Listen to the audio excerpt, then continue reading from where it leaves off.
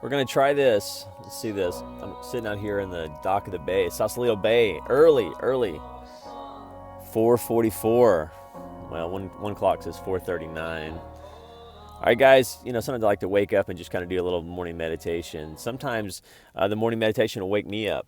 So let me just kind of tell you some things that I'm kind of. These are just some things that I guess you can say I just heard in my spirit, and I guess I'm not sure really where to look at. So let me just kind of share some notes, and I'll make this quick. It says, one thing, and what I do is I just kind of wake up, and sometimes if I feel like there's something in my spirit I want to write down, I'll just write it down. It's as simple as that, and I. So let's just kind of talk about healing and wholeness, and that just kind of came to me of really. This is really, I guess you can kind of talk about this in terms of the power of intention. The power of intention means you just simply choose an intention. You yourself choose an intention, and then like Golis says, he says, when you sing a happy tune, the world would join you. And so when you choose an intention, then that's where. So I guess you can kind of talk about, if you were to label this video, it's the power of intention, and then how do you do that? Like, for example, healing and wholeness. That's something that really means a lot to me.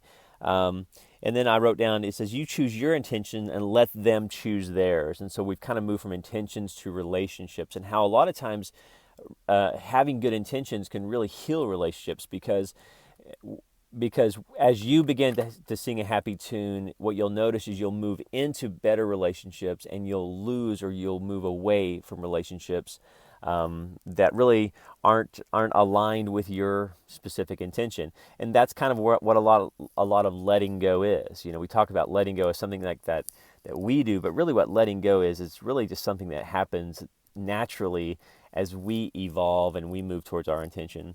And then I wrote, this is kind of it says, let God be God and get out of his way. Let God be God and get out of his way. And so maybe there's something here for somebody who maybe is going through a relationship. Maybe there's a person here who really just needs to know, let God be God and get out of his way.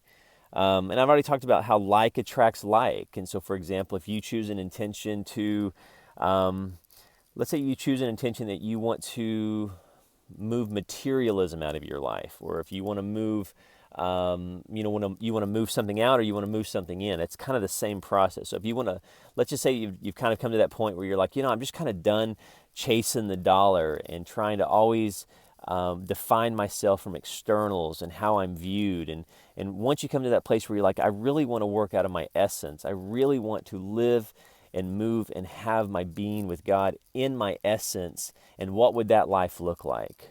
That may be a huge intention. You kind of got to break it down. And then you got to constantly go back to, in that process, you're going to have to let God be God of them. And then you get out of his way. So that means you're not interfering. You're not interfering with that thing. You're walking your own path. You're living in your own path. And then it says, here's some practical things one thing you can ask, how do I heal this moment? Or what can I bring to this moment? And then, let's see what I wrote down here. It says, for example, you can go back to your intention. It says, maybe your intention, just pick an intention. How can I heal this moment? And then if you're ever in kind of a bad situation, you can say, okay, well, relative to my intention, then how can I heal this moment? Like, for example, maybe one of your intentions is just you want to have a really fun Saturday with your kids. Well, let's say that things obviously aren't going good on Saturday. Well, then you could heal that moment. You can say, well, then how can I bring fun? My intention was fun. How can I bring fun to this moment? And you're like, well, maybe you could think, well, back when I was a kid, I loved to play basketball. So, well, maybe you can go play basketball with your kids. I mean, those are some practical intentions. Then I wrote,